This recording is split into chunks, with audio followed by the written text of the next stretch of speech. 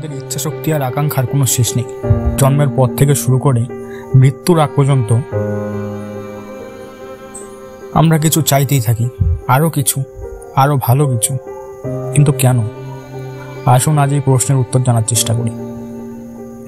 ছোটবেলা থেকে শুরু হোক। একটি শিশু যখন হাঁটতে শেখে তখন সে আরও ভালোভাবে দৌড়াতে চায়। যখন কথা বলতে শেখে তখন সুন্দরভাবে তা ব্যাখ্যা করতে চায়।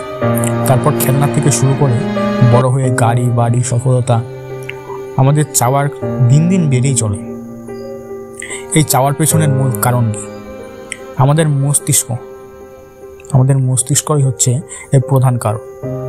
আমাদের মস্তিষ্ক এমনভাবেই তৈরি, হয়তোবা এই মস্তিষ্কের কারণেই আমরা অন্য প্রাণীদের থেকে আলাদা হয়েছি, আমরা অন্য প্রাণীদের থেকে এতটা ডেভেলপড হয়েছি।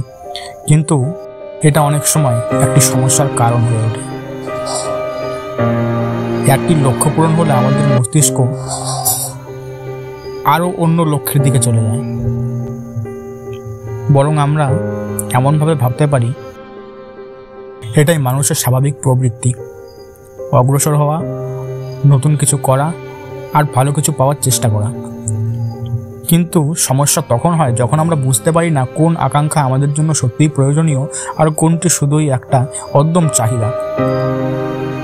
কথায় আছে না, always find the difference between what you want and what you need. আমরা অনেক সময় সেই ডিফারেন্সটা বুঝতে শিখি না।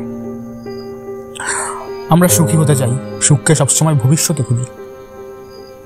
এটি পেলে খুশি হব, ওটি পেলে শান্তি পাবো।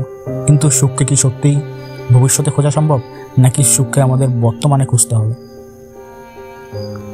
আমাদের ইচ্ছা, আকাঙ্ক্ষা, স্বপ্ন থাকা ভালো, কারণ এগুলো আমাদের এগিয়ে নিয়ে যায়।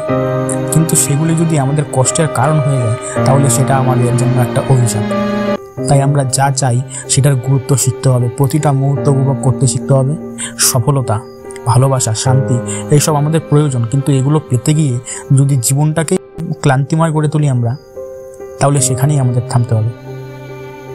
জীবন একটাই, একে শুধুমাত্র চাওয়া পাওয়ার দৌড়ে শেষ করে দেব, নাকি প্রতিটা মুহূর্ত উপভোগ করব?